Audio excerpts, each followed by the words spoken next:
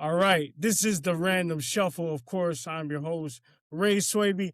Guys, I always say this, but we got another special episode, all right?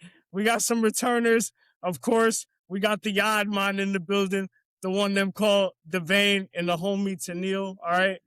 Guys, you guys can catch them every week. They do lives every week. And also, not only do they talk about what's going on in Jamaica, they talk about everything. They're a very diverse podcast. The number one Jamaican podcast in the world, all right?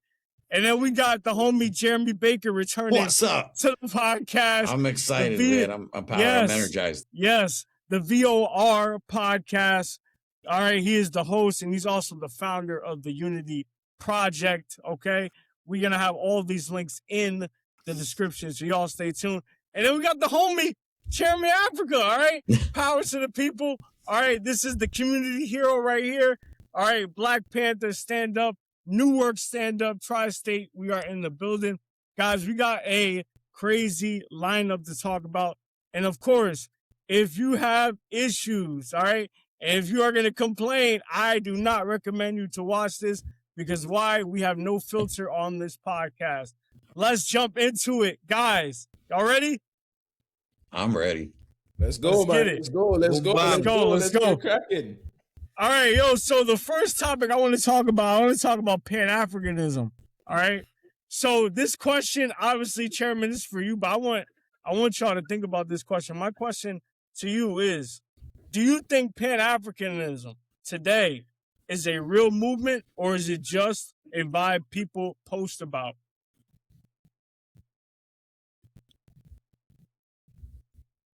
Yo, you told me to be real, man. So I can't do nothing but real. Yo, but these are all ideas. It's like Marxism. It's like communism. These are all ideas and philosophies. I mean, is it real? The philosophy is real. The problem is putting it into practice. If you ask me, who do you know that's a Pan-Africanist that's working to put institutions like, okay, like we got to go back. We got to go back and understand what Pan-Africanism means, what the understanding of what actual Pan-Africanism means. Yo, it means that all Black people around the world, I don't care where you are, you get the sociological understanding that we are all fighting against white supremacy and this imperialism that has destroyed our continent, that has separated us, that has different European countries owning our nations. And then when we are living in those nations outside of Africa, how they treat us is all the same. And we understand that we all have that mindset and we start to build institutions to protect us, to take care of us.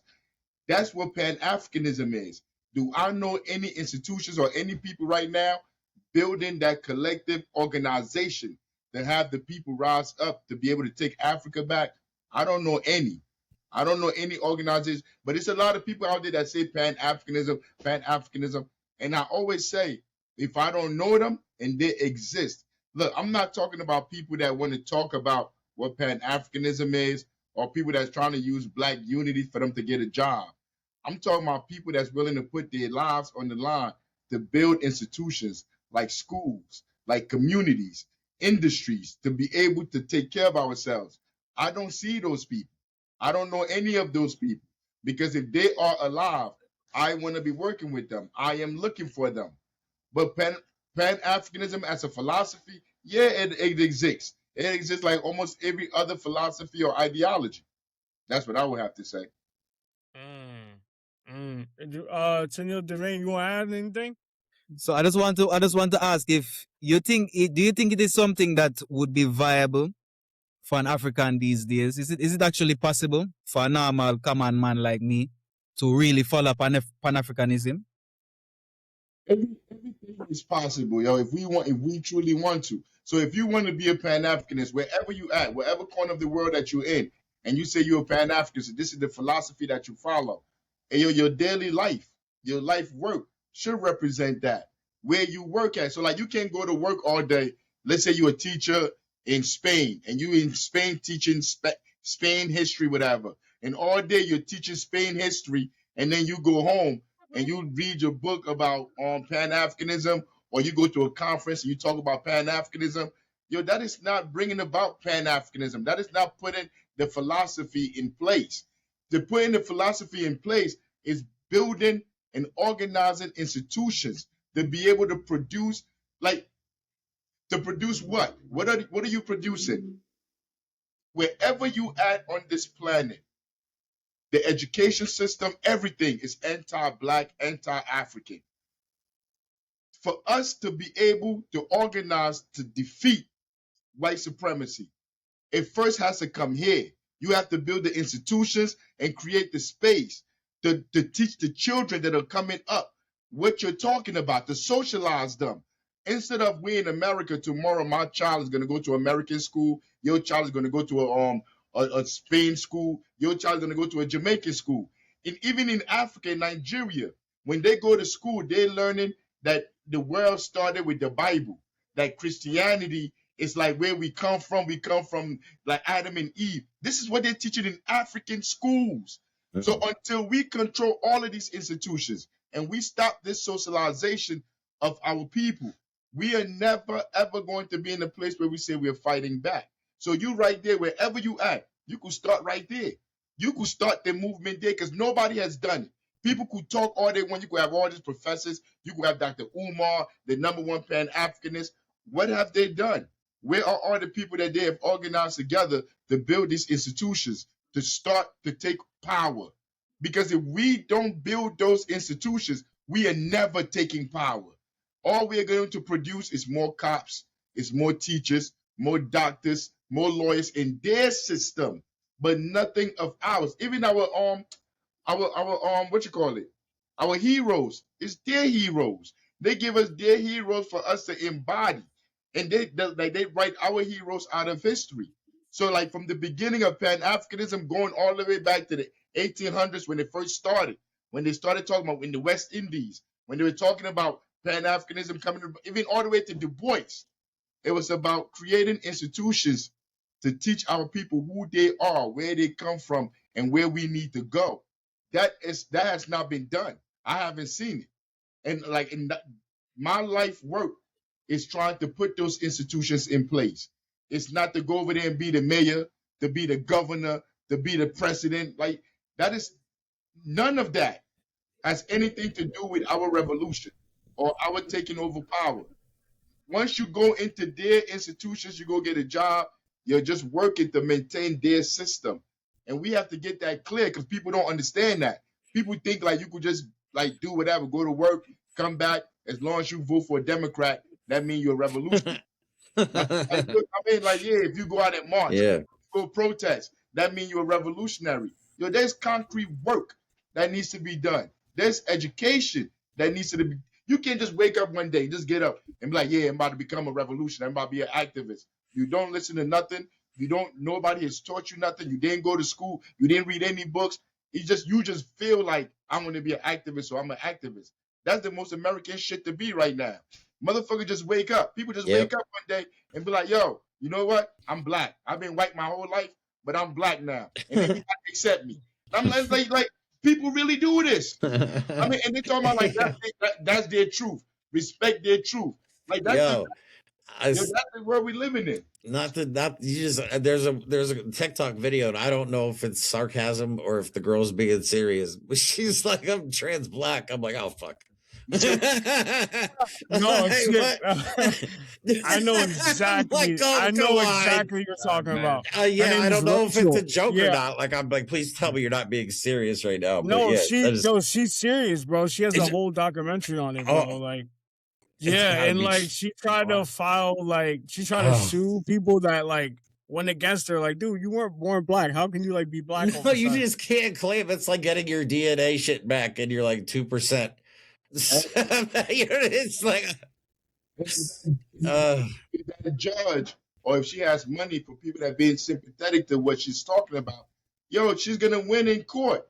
This is the world we living in, and Pan-Africanism is speaking to that, saying we need to build institutions that's teaching our people what the issues are. Why your rent is so high? Why you the only ones that are in jail? Why you the only one getting killed by the police? Why you the only one with bad health? Why you the only ones dying early? Like there's Pan-Africanism speaks to that and gives solutions. And the solutions are building our own institutions.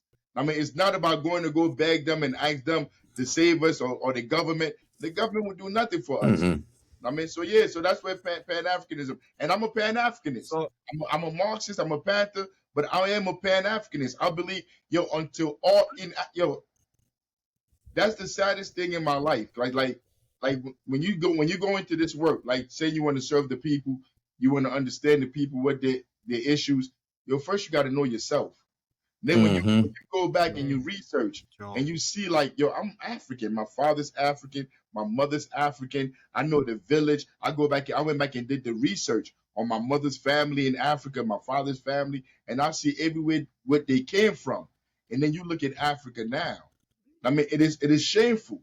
I mean, it is shameful to be like, this is where like we originated from. This is where life originated from. Everything is bastardized over there. I mean, like we just sat here, we watched the World Cup. Watching the World Cup was sad for me. All the Africans are playing for European teams. Like after all these years, these decades, like they don't have no pride in them to say like, we're going to win one for Africa. Like, what am I watching soccer for? Like, imagine if they did that. Imagine if they came together. Like, even the little kids that we work with, like he was like, Mbappe from Cameroon. I'm like, no, he not. Or Mbappe from France.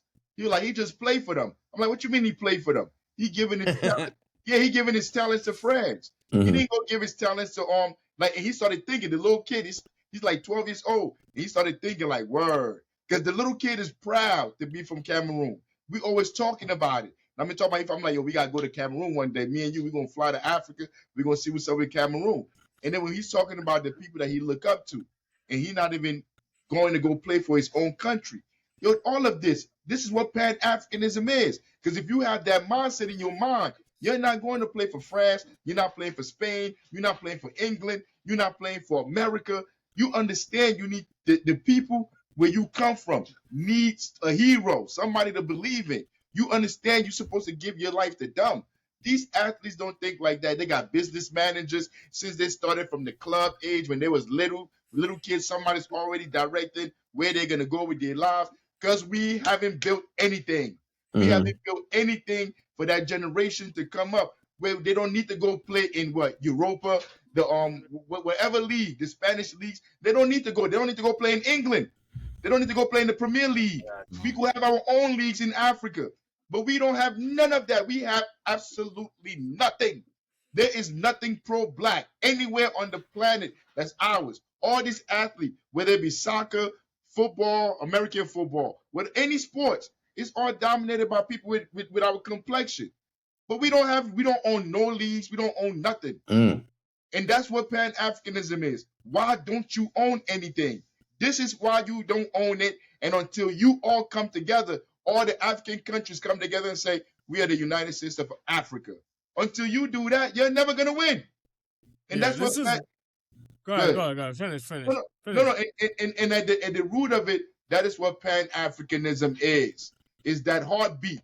I mean, because no matter where you are in the world is going to let you know you African. Tap into that shit. Yes. When you tap into it and you start to explore, you're gonna find so many beautiful stories and people that they try to hide from you, man. It get me emotional thinking about it. When you talk about what's his name, man? What's his name? Like for 20 years, this dude fought to have a revolution. Denmark Vesey. Just imagine if we had a movie like that. This dude was a slave. He won his freedom back. Instead of leaving and going to go have his life to go sleep with white women and all of that, he spent like 20 years trying to have a revolt to free everybody. That's the type of shit I want to see. I want to see that 20 years. I want to see him going to people in the 1700s, 1800s, having those meetings, how we going to revolt back and free everybody. That's what I want to see. And I want them to show the people that snitched on them, these are the bad guys. These people that are police, that are working for the government, these are the bad guys. If we want to build a Pan-African culture, build Pan-Africanism, that's the kind of shit propaganda we got to put out. So people see like, I want to be African. People don't want to be African no more. Motherfuckers talking about they Native Americans. Motherfuckers blacker than me talking about they Native Americans. What the fuck are you native to? You mother like it's weird shit. It's weird shit. Let me ask you this, and Devane, this goes for you too. How do you, like, in order for us to move towards that ideal of Pan-Africanism, right? How do we detox the mind of African Americans or other Black people that are not familiar with Africa and do not want to go there, right? Because for years and years, African Americans, I can speak for African Americans, we have this idea Africa is not what we think it is, right? How do we detox the mind of that in order for it to work? I think one of the first things you have to do is remove the myth of Black excellence. Once you're striving towards Black excellence, you are striving towards a system, and you're not going to change anything. You're just going to be another ad billboard for the system to continue. So we have to remove that. As Chairman Africa said, it comes down to the systems. Pan-Africanism is always fighting the system, and the system is built on institutions and policies. So if we're not doing anything in that regard, then even if you become the president of the whitest country in the world, you become the best basketballer in the world, the best footballer in the world, you're not doing anything. If anything, you're just setting the people back by not even challenging the system, by keeping your mouth shut. So we need to have these people out there actually step up and say something. You know, the term shut up and dribble. Whenever I hear that, it pisses me off. And then it pisses me off because I see athletes have the biggest platforms. As just one example of the Black excellence people, piggybacking off the whole football thing. Athletes have millions of people following them online. Their influence has never been stronger than it is today. But whenever there is a social or global issue, they will not even post an Instagram story to say something about it, unless it affects them directly. Mm-hmm. Why aren't they doing this?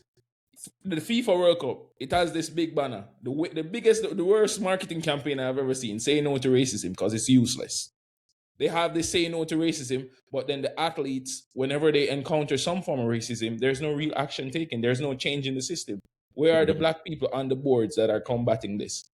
They gave him a red card. Yeah, get a red card. A red card. Set this one out. I'm not joking. It was the World Cup. I think the Egyptian coach, he put up the sign for racism. The Egyptian coach, yeah. Yeah, the Egyptian coach, he put up the sign. Yeah. Man, the ref put out a red card. Shut up, dummy. Oh my God. As I said, those things are just to appease and put on the appearance of they're actually doing something. The best way to make someone feel like the system is changing is to give them little pieces, give you some crumbs that give you some form of comfort. That's what it is in America. Like, we're all fighting over the fucking crumbs. Mm-hmm. You know what I mean? Well, all these rich people, like a handful of rich people, have the entire cake. And they're just like sprinkling and watching us scramble, and they probably get enjoyment out of watching us just struggle. You know what I mean? But Jeremy's right. They give us from me, they give a certain people, a group of people, they give them a little bit. I mean, those group of people, they join in with the system to try to tell us what we see we're not seeing. What we're dealing with, we're not dealing with. And you said, what do we do? I'm gonna keep saying it because, like, I'm a sociologist by trade. I went to school to understand how societies function and how they're maintained. If we don't build institutions, nothing is going to change. Institutions is how you control people and how they think. So, like, all of us are sitting here. We are all speaking English. You could be in Spain. You could be whatever. You could be Black. You could be from Africa. We are speaking English because we all went to institutions that taught us English for them to be able to control how we move. So now we understand English. I don't know no African languages anymore. So the only people I could be around, or only place I could be, is in the English-speaking space and serving English-speaking stuff. So even me, none of us are free. We are all in the matrix. But if we don't build institutions, like we sitting here talking, I don't care if you're in Spain, we should be finding how do we work with each other. Because if this is the issues we care about, if this is what we really serious about, and we want to bring about this reality, like your space, your show, we're not just talking. We talk, how do we come together to start stuff? Because we doing work in where I'm at. We trying to build institutions. Yo, we could do that in Spain. It don't take a lot of money. Like this whole summer for the last 18 years, we have a summer camp where we have from 20 something to like 50 kids have showed up at the camp. And this camp has been going on. And then when the summer's over, it transitions over to our after school program. So we're going with these kids all the way through their lives. Yo, we could do the same thing in Spain. I mean, you don't need a lot of money. Yo, you know where we go? They were like, when I go to the gym, they were like, to bring the kids in the gym, you got to pay for insurance. All right, motherfucker, we going outside. No. And Chairman Africa, like, you know, the world hear about the American context more than any other context. But the black man in Spain is a totally different man from the black man in America, you know, in the USA, you know. The black kids that come to schools and go to schools here, they're in a class where they're even a bigger minority. They don't have the same spaces, you know. Chances are they won't make another black friend until they're teenagers. Their entire life they go through being the only black person in the class. They don't live together. Black people don't live together in Spain. No, they live together, but there's not enough to actually form a proper group to some extent, especially in the schools. Remember, the school is where the kids get most of their socialization, you know. So when they go to school and they're in a class of 35 and there's one or two of them being black in that class, you know, the entire ideology that they walk away leaving with, you know, is that they are to some extent white as well, but they just have a different complexion. They don't realize how the system is against them. I understand. No, but you're saying it's different. It's the same thing here. No. It's a totally different system. I've lived in America and I've lived here, and I'm telling you, in America, and Ray has lived here as well. Being black here is totally different. And I'm a teacher here, so I can tell you, I can give you a view from the classroom. The big context of the system being against us is there, but there's different pressure points in the system here. There are different pressure points to it. You know, like it takes different forms. Racism comes in different forms here. It's like a racism that they don't feel like it exists. A lot of time we all say, yo, America is one of the most racist places in the earth. But at least there's a conversation going on that there's actually racism here. If you go to the normal Spanish man on the street and say, oh, this is racist, and you explain to them why this might be a racist act, they're just oblivious to the fact that it could be racist. Because remember, they're the dominants. Very true. There's levels of ignorance. Yeah. You know what I mean? Like there's people that are just blatantly ignorant and they know they are, but there are people that maybe just, I don't know, maybe haven't acquired the knowledge yet. You know what I mean? So like not just kind of being oblivious, like you said. Yo, that's fascinating. I really want to see that. That is so fascinating. I do want to see that. But David, add to your point of people being oblivious. I think sometimes people want to be oblivious. Because it's a lot easier. It is a lot easier. It's so much easier. Listen, we can give you a first-hand account at this. Cognitive dissonance. When he said the first word that popped in my mind was cognitive dissonance. They know what it is. They try to act like they don't know what it is. Go ahead. Even for example, the N-word. Like, I think this is universal, right? When you see a black person or whatever, at least you're not supposed to say it. But in 2026, I can tell you, people have come up to me and say, what's up? Wow. You know? I'm going to stop them because they're lucky that I'm a very calm Rasta man. I blaze fire, but not that everybody I see. I choose who I blaze fire. You know what I'm saying? I will sit them and say, look, that is not something good. Where you hear it from? I hear it from songs. I hear you guys calling each other. So I thought that, I said, no, my friend. It should not be this way. Yeah. You don't call somebody or even joke about that. You know? And you can see it on their face where like this is like news to them. Yeah, so they sometimes they choose to be oblivious to these things. So what do you teach? Me? I'm actually an English teacher. You're an English teacher? What do you English language assistant. What do you do, Devin? I work in the system. No. Hey, hold on. Let me explain something. We're all on the plantation. My son. I have a 24-year-old son. He Yeah. works in the system. My daughter is about to graduate from the university. It's like, and that's the part that we have to come to realization. I don't care if you're a cop. I don't care what you do. We are all on the plantation. Once, like, Pan-Africanism is understanding that and then organizing outside the plantation to build the Underground Railroad. That's what they try to push. But I can't tell you quit your job, whatever you're doing, or like, well, how you gonna eat? Because we live in a socioeconomic world. Trust me, it's hard grinding this shit out. When you don't want to work in the system, like I chose to just say fuck it and do my own thing, and it's not easy. It's not for the faint of heart, man.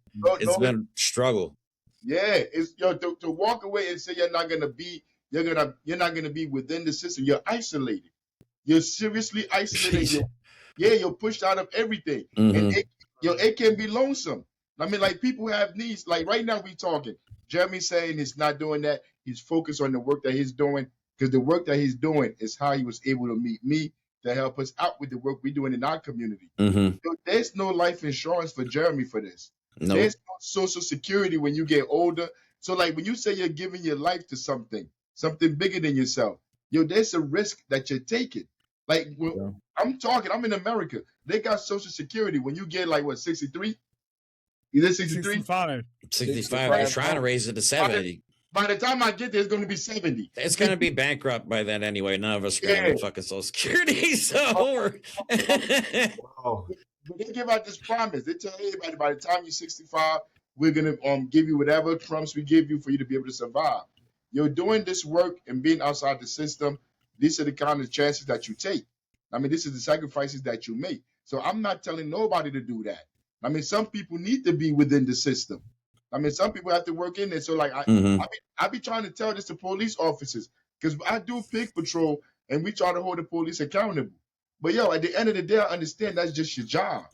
Treat it like that.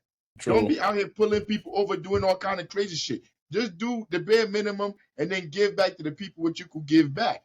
This is what Pan-Africanism means. It doesn't mean just walk away, pick up guns, and say, I'm going to kill all white people.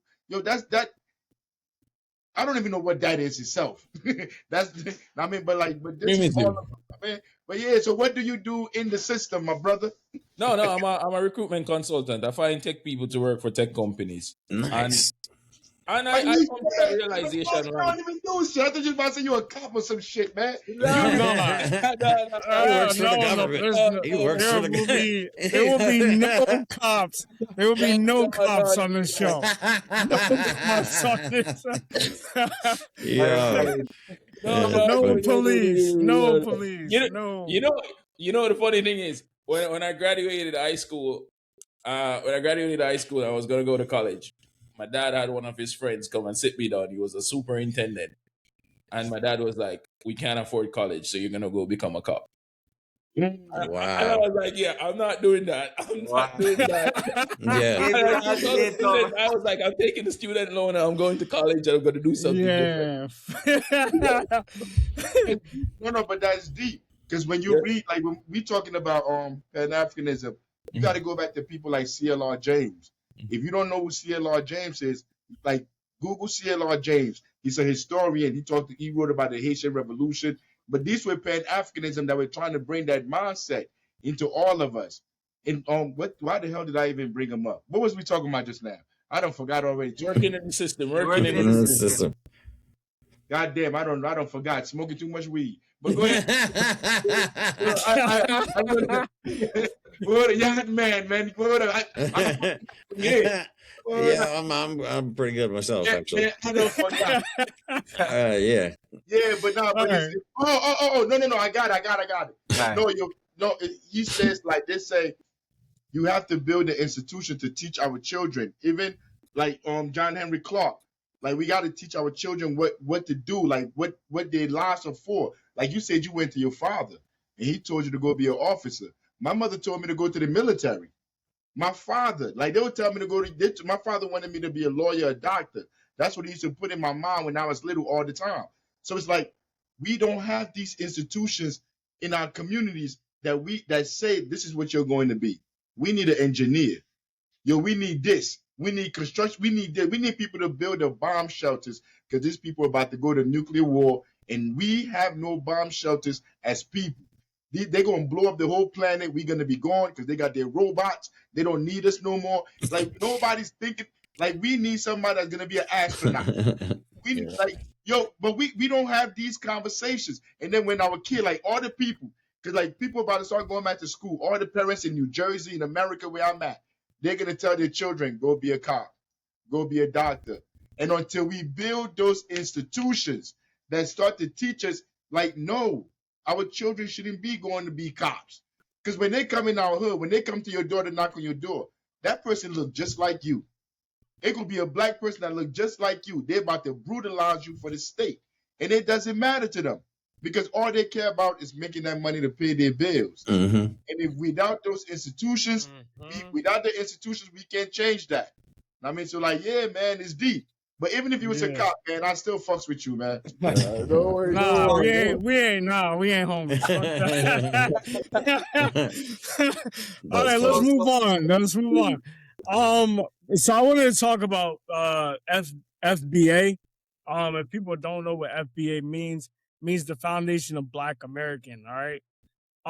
Do you personally identify as FBA, or does that whole framework come off wrong?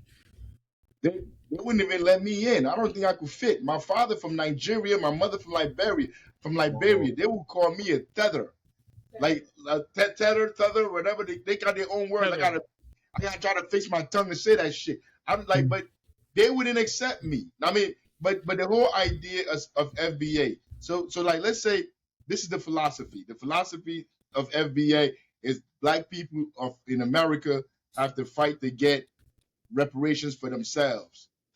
This is the philosophy that they're pushing. That is the opposite of Pan-Africanism. That is the opposite of us coming together, all of us coming together to be able to survive. Where would that idea even come from? To separate yourself from the masses of the people. Who comes up with that kind of a philosophy? If you understand our struggle is intertwined and tied in together. Because we've been talking about black race, Africa, but it is a class thing. Fred Hampton said it's a class struggle, goddammit. So while we talking about there's Hispanic people in this class. There are white people in this class. And if you're just isolating yourself and saying, I'm only going to struggle with the little niche of people that I consider genuine, you're not going to achieve what the main goal is. What is the main goal? Is the main goal defeating these people, imperialism, white supremacy, or is it getting a check? I mean, you got to make up your mind. And these people be in it to get a check. They want reparations. They think like if we could they don't care if black issues are solved. They just want that check. And they want to get people to believe they're going to get that check, which makes absolutely no sense. Even if they give everybody a check. Let's say they give us all a check. They're going to raise gas. They're going to raise the rent. In like 2 years, all that money going to be gone. Inflation takes it. You got to give some real reparations in terms of assets and structure. Exactly. I mean, it's like structure where like you don't have to go work 3 jobs to be able to survive. Like why the hell should anybody be working 2-3 jobs, working 12, 14 hours to survive in the most financially rich country in the world, in the history of the world? It makes no sense. I mean, because this is how capitalism works all around the world. And until we change that dynamic, it's like Frantz Fanon said, from the wretched of the earth, the last shall be first and the first shall be last. There's no negotiating. That's the only way. But people in FBA, they want reform. They want to get their little piece of the pie. And then I don't even think they believe they're going to get it. It's just a way to get people that's poor to say like they support me because we're fighting to go get this money that you're never going to get. They're not giving it to you. I mean, they won't even give you clean water. You think they're going to give everybody thousands of dollars, hundreds of... They're not. Our water, I'm in Newark, New Jersey. The water poison. We cannot... Can you drink the water? Can you guys drink the water where you at? Can you turn the water on? Yeah, they can. Yeah, they can. I cannot go in the kitchen, turn the water on and drink it. everywhere in America. It's not only in Newark, New Jersey. Everywhere in America, people can't drink clean water in the richest country in the world. People have to work 3-4 jobs to survive. It's people be talking about they want to come to America for what? What are you coming here for? So you can come live in the ghetto with me and work 3 jobs? Let me come over there to that island, to Africa where you at, and just chill all day in the house that belongs to my family that I don't have to pay no rent, no mortgage, no taxes on. I'd rather do that and go to the farm that we got.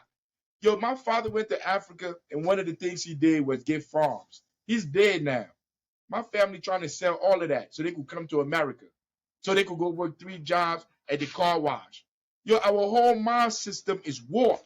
And until we build these institutions to undo that shit, nothing will change. I know I keep repeating it because it's a mantra, but like nothing will change until we do it.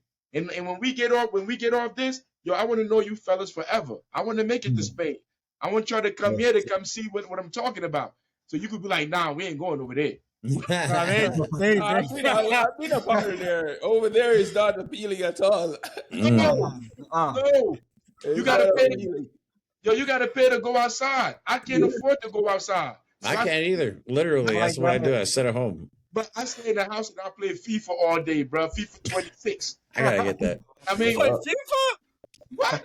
Come on, man. We talking to, man. Hey, yo, I'm so loyal. Yo, I play with Nigeria. Nigeria's not even in FIFA. You know that, right? They don't have the whole country Nigeria in FIFA. So I got to go around and find all the Nigerian players and put them on the club team and make that team my team. Yeah, I've done that. Yeah. You know what? Every little thing goes. A real talk. Sure. That's funny. I'm dedicated to this shit. That is dedication. Holy cow. So I go around beating up on all the European countries. I don't. It is that serious though. Like our people, like mentally, we're so lost, man. We're so lost. Yeah. I want to know, like, what does one need? What 3 tools does one need to build African pride? Because I think the problem that we have is a pride problem. We're not proud enough to say we're African, so we can't even be a Pan-Africanist, to start with. So how does one build pride? 3 things to build pride. You mean you? Yeah, pride in self and pride in being African. Yo, the first duty of a revolutionary is what, Jeremy? Why are you asking me? You always sneaking questions on me. What are you? No, I'm putting you on the block because you done came to the political classes. Yeah, get educated. Thank you.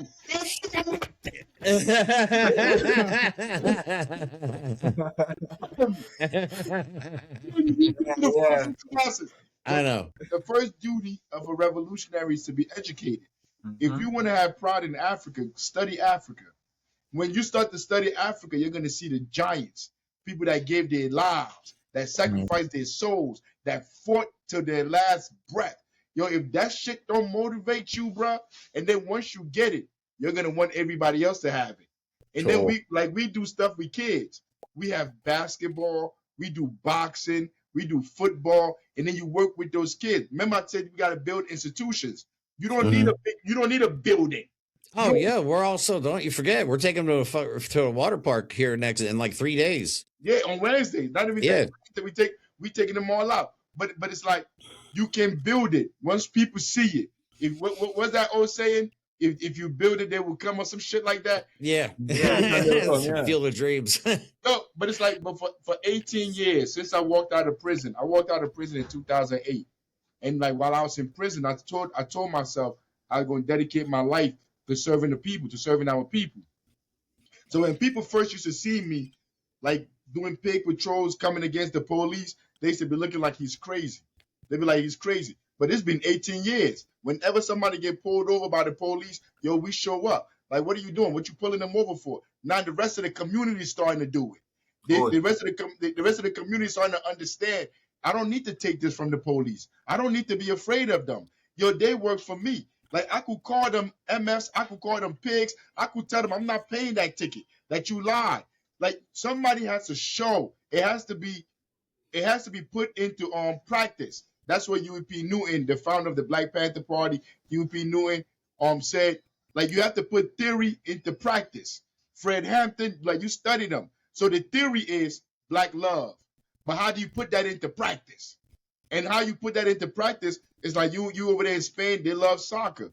I mean, like, and it doesn't have to be just the black kids. It could be the white kids that are interested in coming around the black kids. Because Huey P. Newton said we have to look at ourselves as not being in nation states. We are just a community of people. I know those people in the community may think how they think because the society have constructed their minds to think how they think. But us as revolutionaries, we have to build communities. So you're not just talking to black kids, you're talking to whoever is in that community, and you bring them in. In time, they will start to build that love. They will start to see it because all we have is the truth.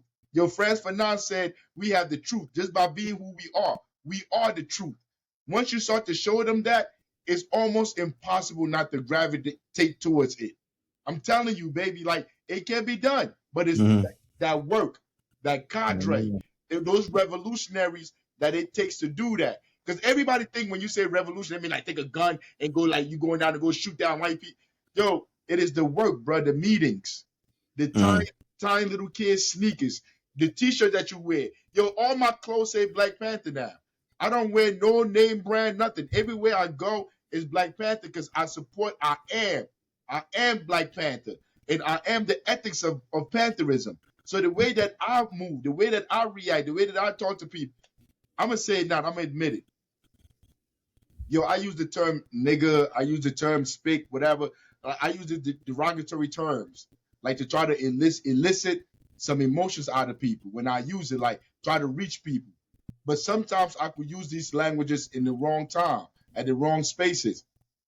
There was something that happened to an immigrant family, and I was there going against the police, standing with the immigrant family. There was a reporter that came, and another Hispanic person from City Hall came to try to change the subject. So I told him, I'm like, get your spick ass out of here. But when I said that, the journalist that was there, he doesn't know how I speak. He doesn't know how I move. And by me using that term, yo, I regret that. Yo, I haven't seen him again. I haven't seen him in a while. But every day of my life, every once in a while, like that, it comes to my mind like he probably really thinks you move like that. Like all of that is important. It's important in how we move. But we really have to start to do the work in the community ourselves. And that's the work that nobody wants to do because you don't get NGO money, you don't get nonprofit money, but that's what makes you a warrior. That's what makes you remember through the test of time. You doing all those little things that nobody else does. That's what revolutions are made of. I mean, when we think about all these great people like Malcolm X, whatever, like we got Bob Marley, yo, it's people that did work that we don't even know. It's people that did work. Like, I don't know Bob Marley's band. I don't know how he came about. I don't know how he became Bob Marley. All I know is emancipate yourself from mental slavery, none but ourselves. I mean, but where does that come from? You see, I don't know. But those are the where? Marcus Exactly. But those are the people that we're supposed to celebrate. I mean, like, and most people don't even know that. I mean, but when I heard that line, out of all the Bob Marley songs, I can never get that out of my mind. And because that's about building institution. Emancipate yourself from mental slavery. Free yourself from mental slavery. You got to free yourself. None but ourselves. Pan-Africanism can free us. I mean, we have to do this shit. And like, it's that basic. But that work is hard, man.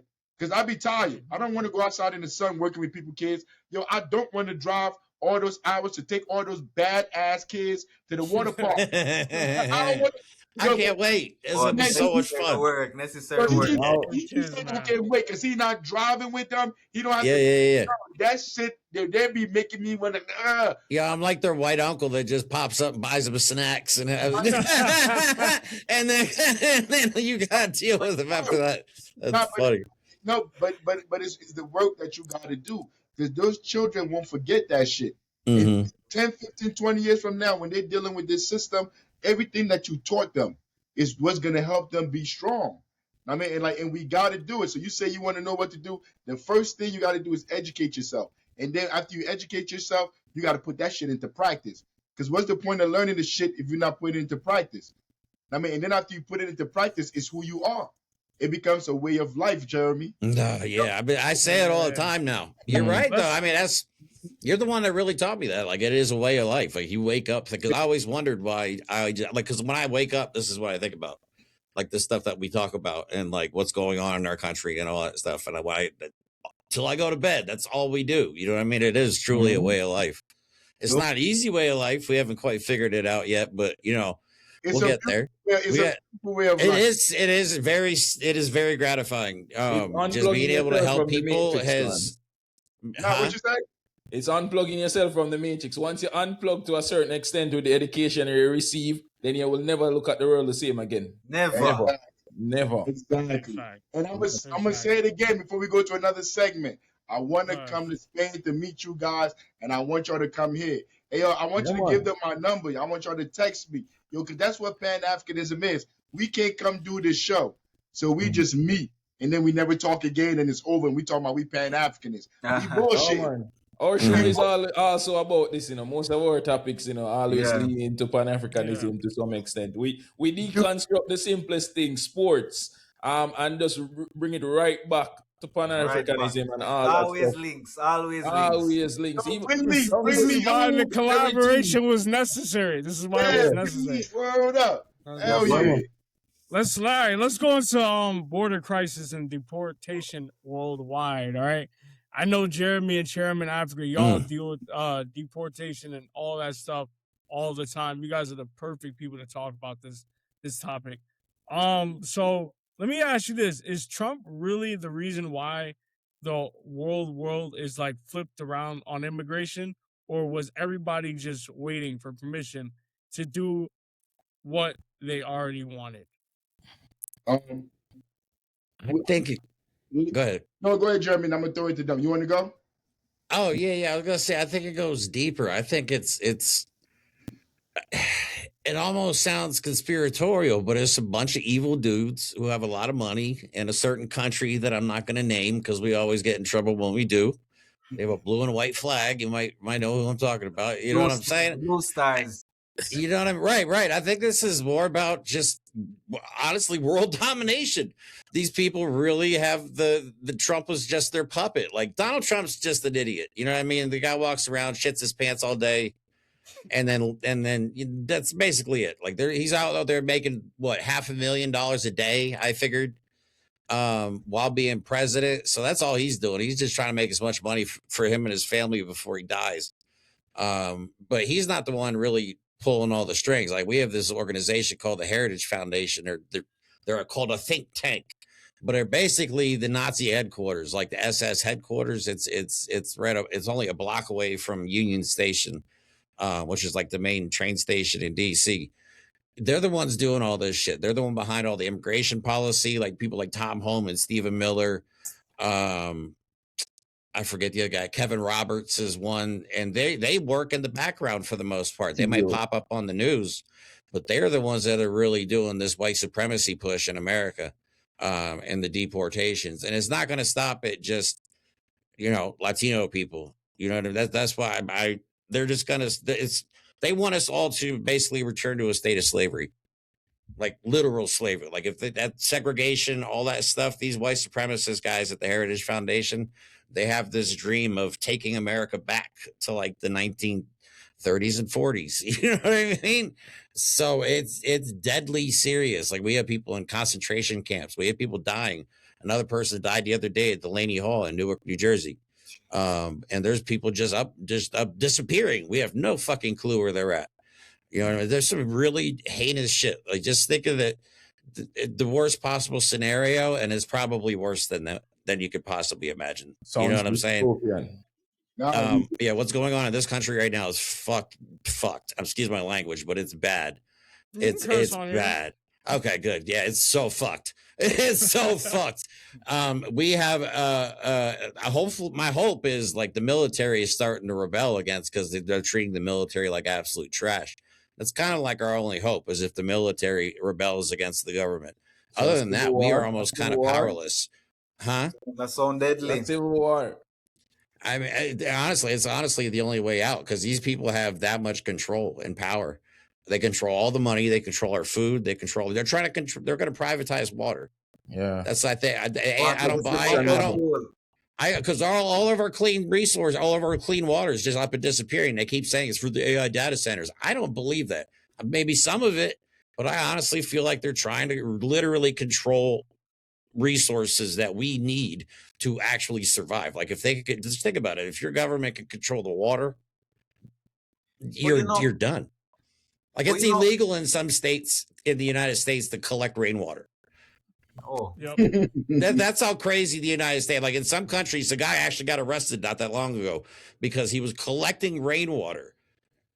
So yeah, I know that sounds crazy, but these people are truly evil, and they have all the money and they have all the control right now too. and just to add to that point, like we have seen like things on our island, the island of Jamaica, because we are not out of the grip of the USA by any means. If anything, we're on their index finger. If they want to do this, and we go flying away, right?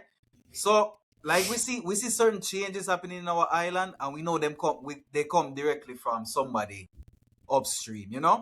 For example, in the last 2 months, I believe, people in Jamaica, they didn't have to get any license. I could be at home, and I say, all right, I want to plant some tomatoes, and I can plant some tomatoes and some cabbage and callaloo and all of these things freely.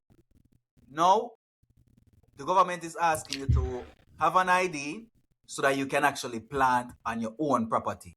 Did you know? I want to add to that actually. I just found this out recently. Farmers in America are not allowed to plant seeds from the food that they grow. Yes. They have to buy the seeds. If somebody comes in and finds out that you're planting their seeds without their permission, you can get in a lot of trouble. That's what I'm saying. They're actually trying to privatize all of our natural resources, food included. That's I think it's already been done. I think we're just realizing it when it's too late. You're probably realizing when it's too late. My whole thing on this immigration thing, I think immigration is a scapegoat for the wealthy, as you said. Immigration is we need an enemy, we need somebody to hate, and you don't want to direct your hate towards the rich, towards the wealthy. Because then that's when people are going to be coming for their castles, coming for their jets, coming for everything. So what if I have you focused on somebody that cannot defend themselves and blame them for all the problems, blame them for you being hungry? That's an easy win-win for you. And now we live in a global world where everyone can just get on the same board. All the top 10 richest guys can literally jump on a call and say, you know what? Time to control water. How are we going to do this? Right. And it gets done before you even realize anything. The policies are in place, and that's it. I don't think it's a nationalistic push where when you say only it's mainly being pushed by the blue state. I don't think it's only them. I think it's being pushed by the green state. When I say the green state is the people that actually have money and investment in the world. The thing is, the blue state has investment in certain aspects of that, so they keep staunchly in power and they understand how to work the money to ensure that their community is never on the back end of what is happening to everyone else.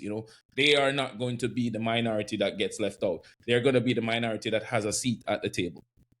You didn't go to college? You didn't go to college? No, if I didn't go to college, of course I went to college, yeah. Oh, you went to college? Yeah. Yeah. You said you went to college. You didn't become a cop. You went to college. Yeah.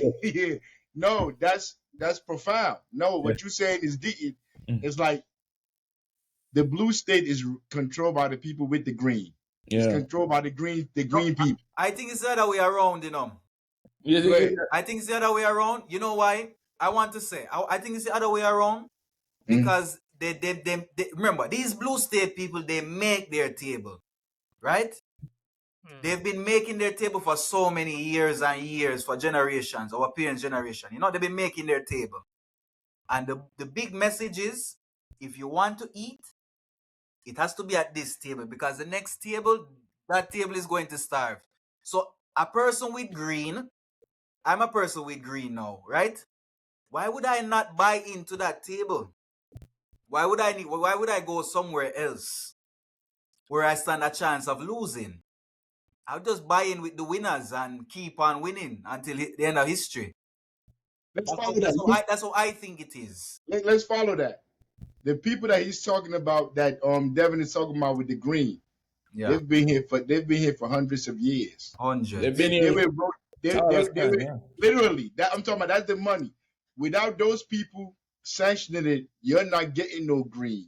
You're not gonna get that green if the people with that green for hundreds of years, that money, that old money from slavery to the new form of slavery, if they don't think you deserve to be a millionaire, billionaire, you're not getting in that class unless you fit their narrative. So when we say the blue state, what we're really talking about is the people with that green, those billionaires, those millionaires, those families that have been here, and you can trace them funding the blue flag, funding politicians, funding things with the blue flag. You could trace that money back. We're talking about immigration. None of this started just now during Trump. Trump has not deported more people than Obama, George Bush, or Biden. If people don't understand it around the world, Trump has not deported more people than them. You see, this is where Trump is different. Trump plays real politique, where he's gonna give the people, those sociopaths, those white supremacists, you want to see these people getting dragged and locked up because they're the scapegoat while you got to work 3 jobs. They're the reason why your rent is so high, you can't afford mortgage. I'm going to give you the scapegoat, and not only am I going to give them to you, I'm going to show them being dragged away from their families, because that's what these people want. They want to see that blood on the street. But he hasn't deported more people because he's not as efficient as Obama. Obama can deport the whole goddamn country, and we calling him the greatest person that ever lived, the greatest black person that ever lived. What you call it, black excellence. That's what they call Obama. But he deported people even when Biden was in office. They have photos of them whipping Haitians at the border on horses. This shit looked like slavery time. They have photos of the Biden administration. This is what they did. Nobody went to jail. All of this is legal. All this stuff that they're doing, immigration, using us to attack each other, it's like you said, that's how they stay in power. The more we fight each other, the less time we have to get ready for all the cop cities, all this bullshit that they're building in our community to take all the resources. So if you just sit here and say, I'm FBA, I'm this, I'm not fighting with nobody else. I'm only fighting with black people. I'm only fighting with gay people. I'm only fighting with women. I'm only fighting with Hispanics. You are never getting anywhere because you're never going to get to the final boss, to the real villain. The way we get to the real villain is if we all come together. Then they're not going to use us to attack us. Because I'm doing all this talking. We do all this organizing. They're going to use other black people to come here and kick my door down. Counter your point. If those people are not organized, we just talking. That's why we got to get to the work of building institutions, man. I mean, I'm loving this conversation, man. I love it. One thing you say, the institution, but we're also forgetting a key aspect of it when it comes to families as well. I feel like building proper family structures is crucial, and it links also back to immigration again. When one of the white man's biggest fear is invasion by the womb. They feel like they will get outnumbered by the womb. And with the birth rate crisis going on globally and people are having less children, immigrants are having more children than white families in America, they're scared of that. Because the immigrants come in, they have 3 kids and a white man has 1 kid. Eventually, they're going to be the minority. They're growing towards the minority. So now they have to get them out of the country somehow. They still have to push this agenda because they don't want to become a minority as well. Yeah, I saw a video. Just jump in real quick. I saw a video today. It's like we somehow created an entire generation of unfuckable men in America. Like these Trump supporters, dude. I'm telling you, women will not date them. They unless conservative women, but got money. But unless they got money.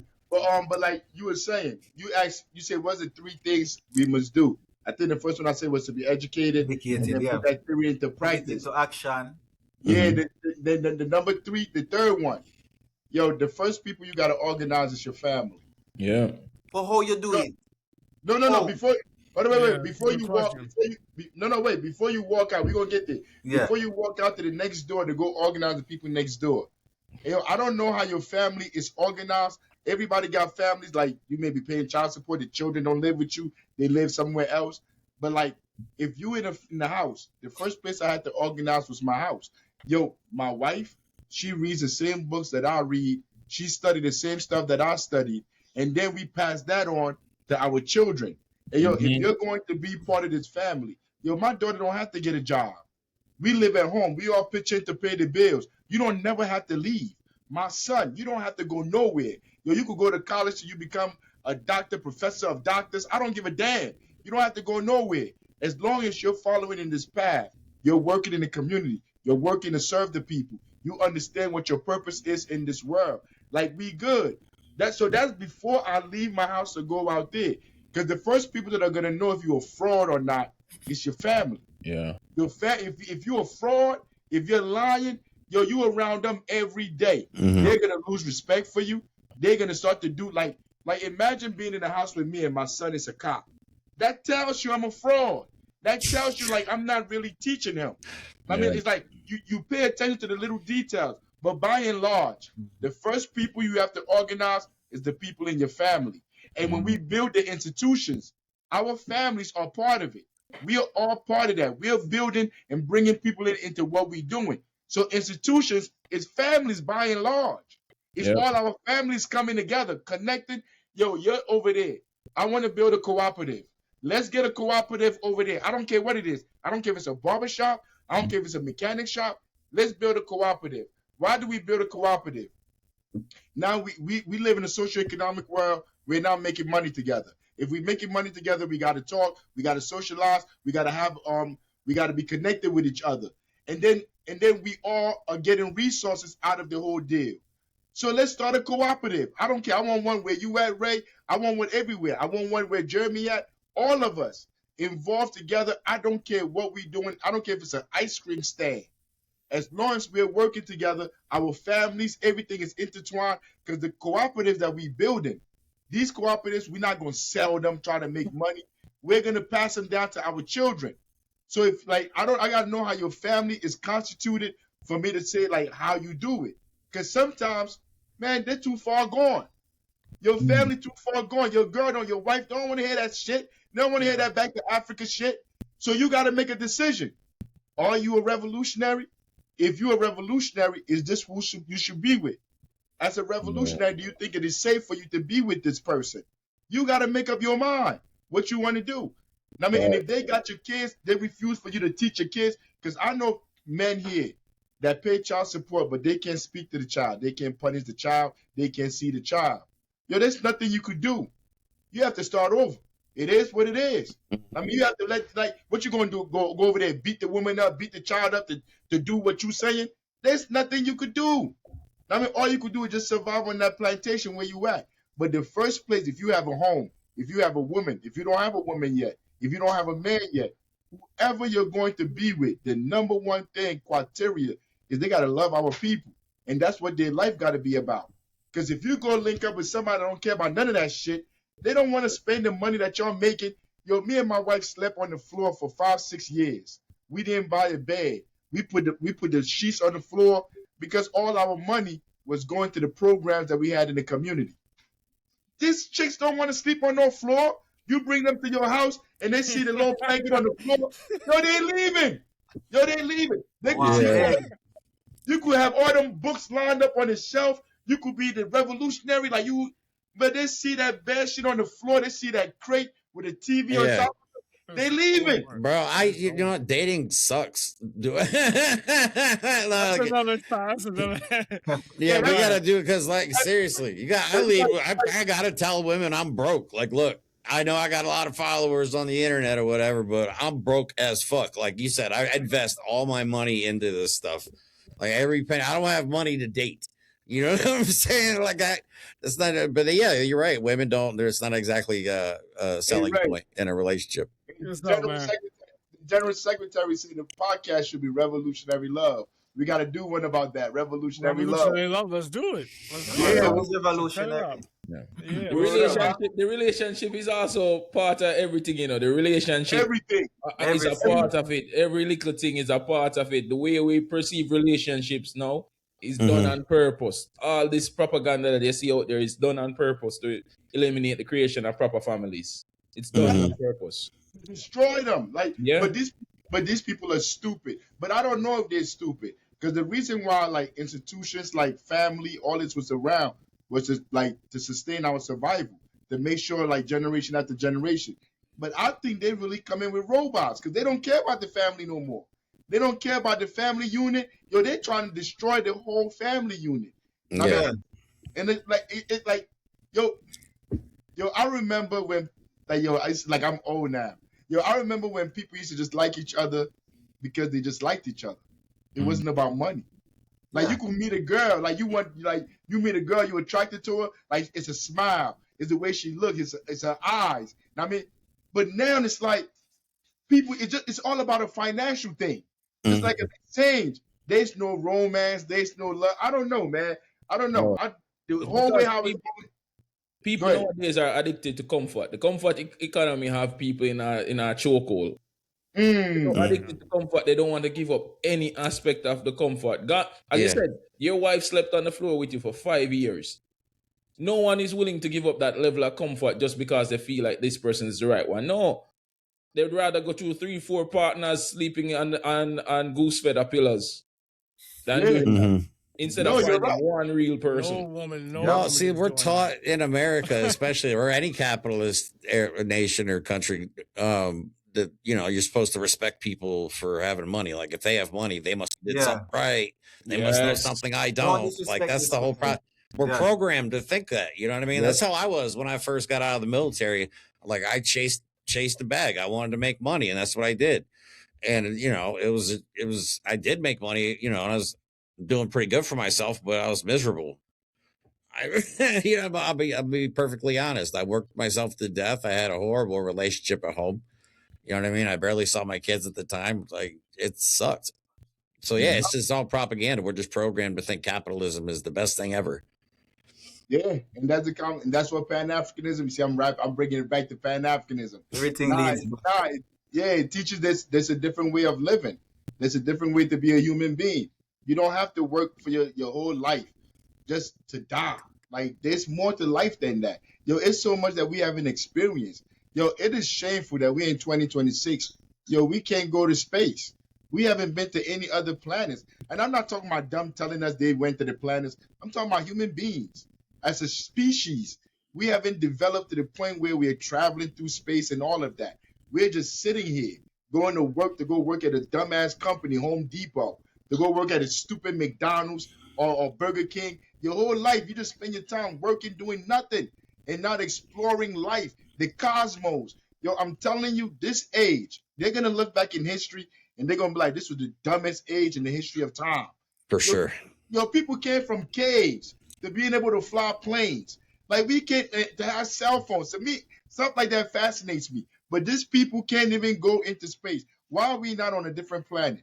Yo, this planet is not finite. Earth is going to die at some point. Why is it not all our energy as human beings put towards going to other planets, doing something enriching? Yo, you want to send somebody to prison for 20 years? All right, they got to go travel on this spaceship. Why not? Yo, to a planet. I mean, that's a kind of cool idea. Be careful what you're wishing for. Be careful what you're wishing for. Just shooting people out into space. But you know what? Wait.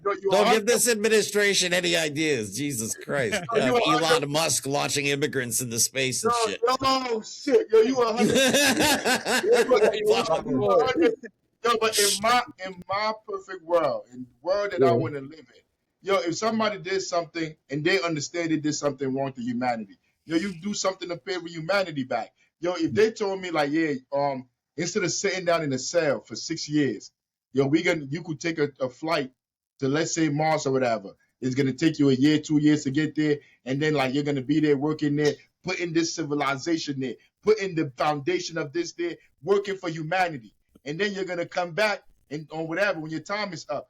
Yo, I could see myself saying like, yeah, I fucked up.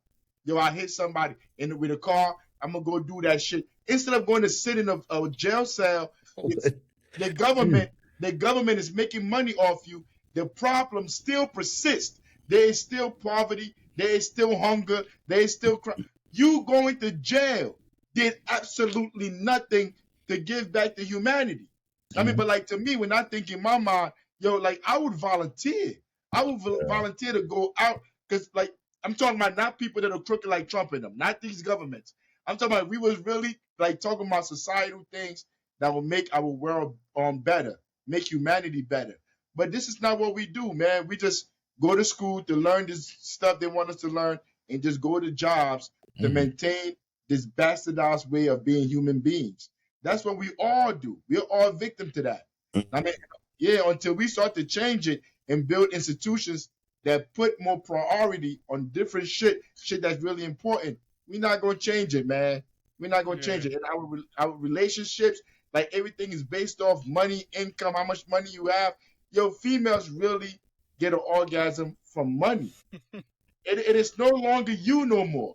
It is no longer like, yo, I'm getting an orgasm because I'm so attracted to this person, who they are, their mind. It's to that them sheets, sleeping on them feather sheets you was talking about. Like that's what turned them on. I mean, like if they come see my blanket, they be like, look at this bullshit ass blankets he got. He don't have No goose for that. Them Dollar Tree blankets.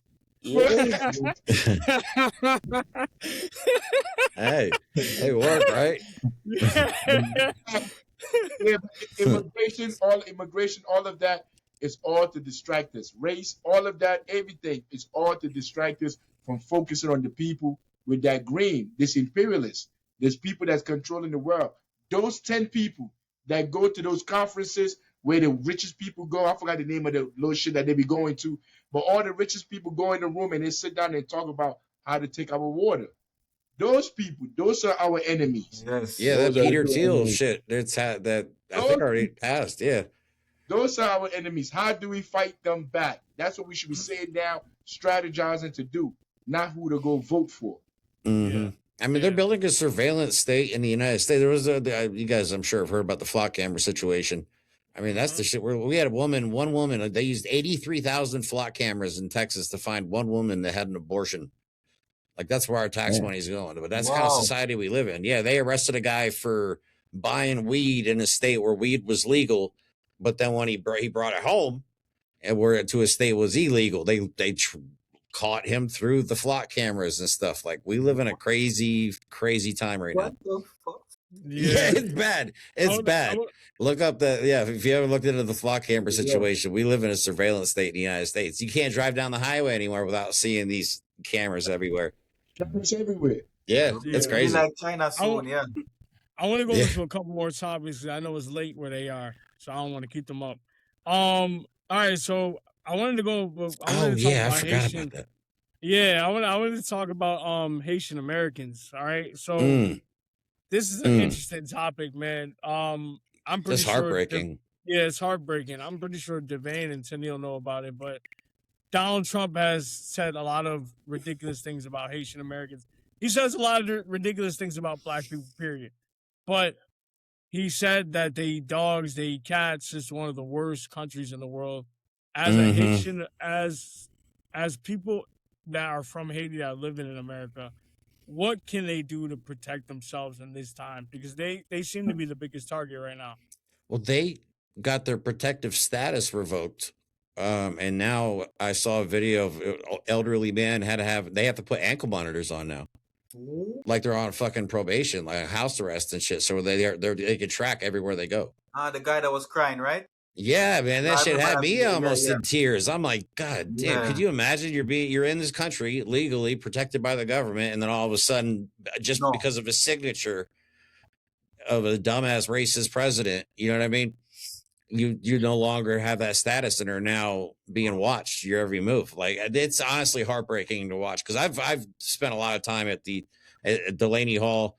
I visited Elizabeth Detention Center, which is also like 15 minutes away from Newark, and it's heartbreaking watching what's going on. We've seen there was a teenager they arrested the one day. She was 17 years old. We had a guy they just let walk out the front gate. He was from Florida, and he was in New Jersey, which is like a 13-hour, 14, probably 16, 17-hour drive away. They just dropped him out of the gate with just the clothes on his back. He had no money, no food, no cell phone.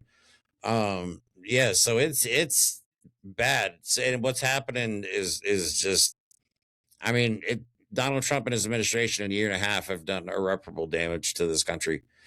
You know what I mean? But like I can even like explain to you like in a Caribbean context or Jamaica, like Caribbean context. Like all over the world, I think Haitian people get such a big fight for everything they do. Just for their existence and what they stand for, We have to remember that they were the first black people to stand up in slavery and the first, island to be free in the Haitian Revolution. And I think that just affects them in everything they do. Even for example, look on the same stretch of island that they live on. Remember that their island on one side is Haiti and the other side is Dominican Republic. And when you draw the line, right? And you look on the left side of the country, and then you look on the right side of the same island, you see a very big difference. A very big difference in a skin color, how them treat each other, them not together in any moment at all, And that's just the island that they live in. A few shores down is Jamaica. We have this bad idea about Haitians as well, because when I was younger, I used to find a lot of Haitians washing up on our shores. And people would basically have the same xenophobic kind of mindset towards them. Like, why are you coming to Jamaica? Why are you guys here? All of these kind of things. Instead of welcoming them, no, we kind of give them the cold shoulder. So all over the world, I think the Haitian identity is under attack.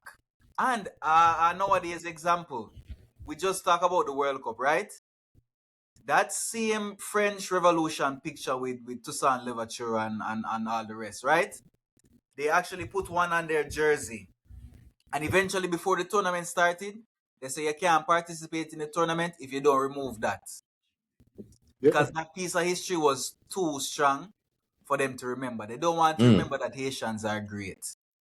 No, you're right. My fear with this going after Haitians is they're just going to start racially profiling black people now too, because that's all they're doing with the Latino community. You know what I mean? They're just grabbing people. I think they said upwards that look Latino in their eyes, upwards of like 90% of the people they're taking into these concentration camps have never committed a crime, and most of them are here legally. Yeah, they you know what I mean? So they don't care. And then they ask you questions later. Right. But it goes back to capitalism, because that's what it is. They get bonuses. These guys, they're like bounty hunters in our country. You know what I mean? They actually get a bonus. The private companies, because they're private prison companies, they're for profit. They're basically the new age plantation. I mean, it is slavery. They make money the more people they have in and out of their prisons. You know what I mean? It all goes back to capitalism. All these people are making money doing this shit, and they're just ripping families apart in the process. But my fear is that that's what they're going to do. They're all, you look Haitian. Yeah, these dumb fucking rednecks. They're going to be able to tell it. You know what I'm saying? These guys are fucking idiots. Half of these guys can't read, and they're the most untrained, unorganized bunch, but they're hiring straight up racist neo-Nazis, Klan members, Proud Boys, Oath Keepers. Any kind of hate group is pretty much a guaranteed get you into ICE. It's awful. And not to mention the rumors of the IDF also working in ICE. And the cops are an extension of ICE. I was going to mention that earlier. We've seen personally, Chairman Afrika and I personally seen the state police and Newark PD working with ICE. Okay. They're not on our side. So if we get, if they start going after people, don't call the cops. So they're not going to help you. They're going to help ICE. You know what I mean? So we kind of really are on our own. And like Chairman Afrika says, if we don't start building our own shit, our own institutions, and it's from the ground up, it's not easy, but hey, it's ours. You know what I mean? Whatever we build, it's ours. We don't have nobody can take that from us. But until we rise up and do that as a country, we are kind of cooked. Yeah, we started our conversation off talking about Pan-Africanism. In 2015, I would say Nigeria. I think that's when we went to Nigeria. And I stayed at somebody's house. Yo, he had a house, he had a backyard. He was trying to put the pool in. I think now the pool is already in. Like he had somebody that was opening his gate. Yo, I'm telling you, this dude had 2 cars, and he kept telling me he was trying to come to America. I'm like, bruh. I'm like, bruh. For what? I'm like, yo, you could go stay in my apartment in the hood, and I'm gonna stay here. We could switch. Yeah. Yo, he wasn't listening to me. Hey, Devin, whatever you thinking, don't forget it, so you could say it. Yeah. He wasn't listening to me, right? Today, he's somewhere in America. He came over here with his wife and his kids. His paperwork ain't right now because his shit done expired. So now he can't leave and go back. But he gotta hide because if he go anywhere and they grab him, he's African. They're gonna deport him because they're grabbing them too. So now it's like he's a prisoner. He can't go nowhere. This is not your home. This is your wife's family's home. Like, how is that whole shit working out for him? But you left everything back home. I don't know if he sold the house. I hope he didn't sell his house and everything. But you left everything to come over here. You know how much it costs to buy a ticket to come to America? That whole process that he had to go through to get here. Yo, our people are still believing in this lie, man, that when you come to these European nations, the grass is greener, like there's milk and honey, gold paved on the street. We have to build institutions to teach our people, to show them, for them to see, like, this is not what it is. I mean, and that's what I try to do in my videos when I show you my videos. This is the real America right here. You're going to come live in the hood and you're going to go work at the car shop for like 12 hours a day. If that's what you want to do, you want to come to America and do that, yeah, well, come on. But you know, people like, I'm going to get another job, I'm going to get 2 jobs. These people are crazy. You can't rationalize with them. But all of this immigration stuff has been going on. It's been going on for 20, 30, 100 years. They always bring it back. What are we going to do? We have to organize. That's the answer to everything. Like the Haitian people in the community. Because right now, so what are the Haitians doing? I don't see the Haitians organizing to protect other Haitians. They don't go around there. They don't go around wherever the Haitians are protesting at, whatever's going on, people are fighting. The people that are like from a different country, they're not going to participate because they're scared. They're scared to participate. But what you thinking about, Devin? You thinking about something? No. When you mentioned the man leaving his big house and stuff and going to America, it's a tale as tall as time in Jamaica. Yeah. Yeah. When people mention the American dream, you don't understand the power of that marketing campaign. That marketing campaign infiltrated almost every country. Yeah. You know that when Jamaicans go to America, as soon as they step off the plane, they are successful. It's like you get a college degree.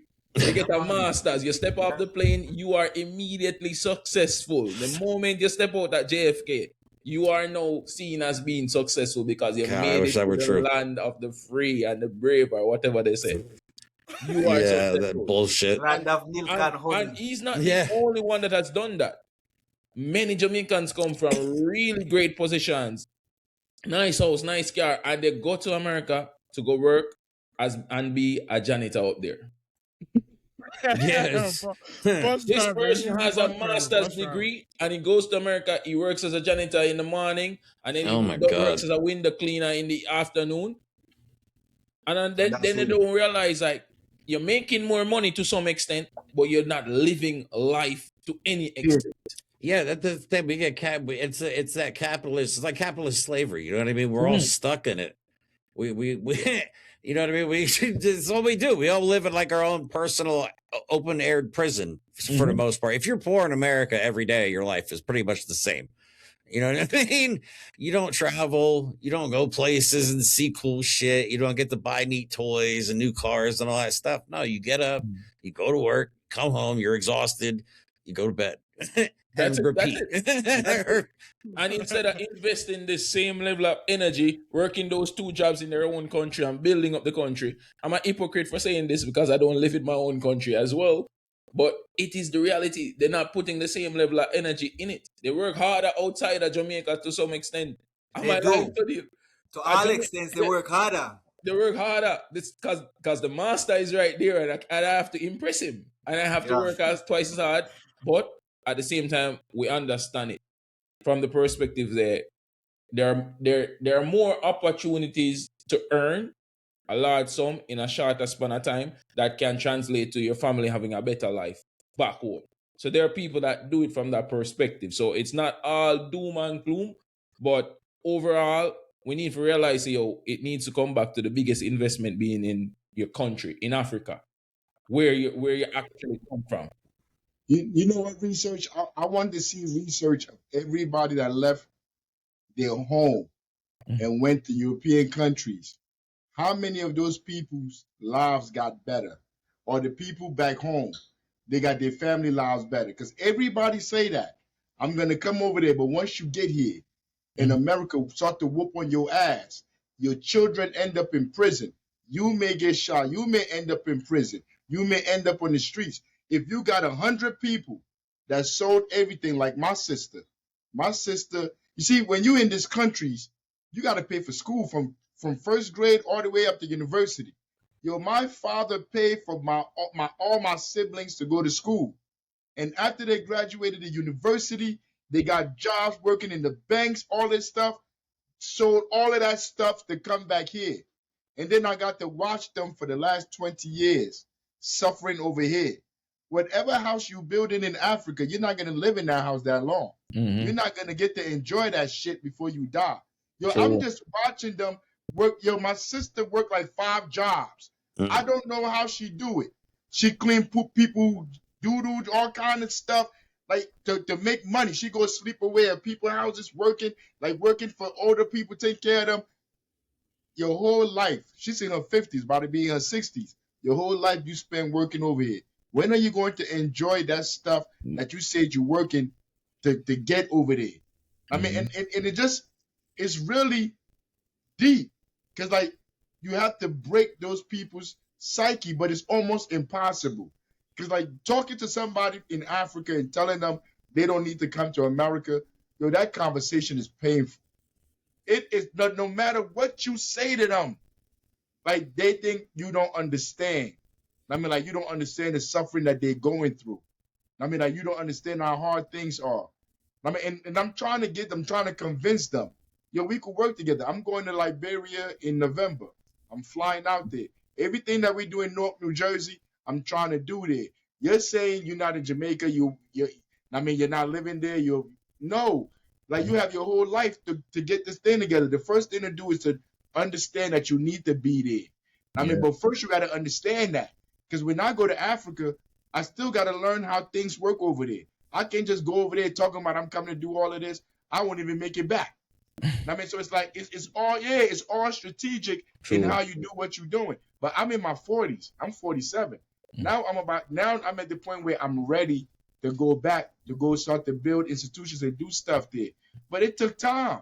I had to first understand that I was African and start to call myself Africa. Because my real name, my mother called me Thomas, Christians. My mother a Christian, they call me Thomas. Do I look like a Thomas? Nah, yo, when I got a phone call. No, when I got a phone call from the other day, I'm like, who the hell is Thomas, yo? I thought it was a scammer, dog.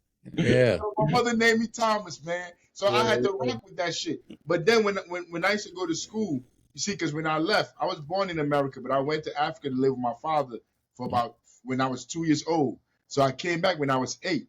So when I went back to school in America, they used to call me African booty scratcher, African this, African that. I went to school in trees, all of that. And I used to be ashamed to be called African because they talked about it so much. And when I got to a stage in my life where I started to say to myself, like, how the hell you mad to be African? And then I changed my name over. Nobody calls me Thomas no more. Only people that knew me like 30 years ago call me Thomas. But everybody call me African now. But it's a process. You got to get there. You can't speed and cut shortcuts. I mean, like, nah, we got to get there. But like, we need you. We need you, D. You got to start to build this institution. We need to go back to Jamaica and push shit there. I'll go to Jamaica with you. Yeah, that's my I'm down goal. too. Let's That's do my it. goal. That's why we even started this podcast. That's my goal. My goal is to make the most of the opportunities that I have, so I can eventually develop my country better. Word up, and I'm shit. Look. Man. I like we over here in America. Like if I go to Liberia right now and I say, yo, I'm going down and go start these businesses. Yo, I'm just like a white man that's coming in starting businesses. Yo, when I go there, I'm trying to build cooperatives. Yo, everybody that's in this area right here, yo, this is what we're gonna do. If you want to be involved, yo, you can put your money into it. I don't have money to take you to America. I don't have money to keep buying you shit, feeding you.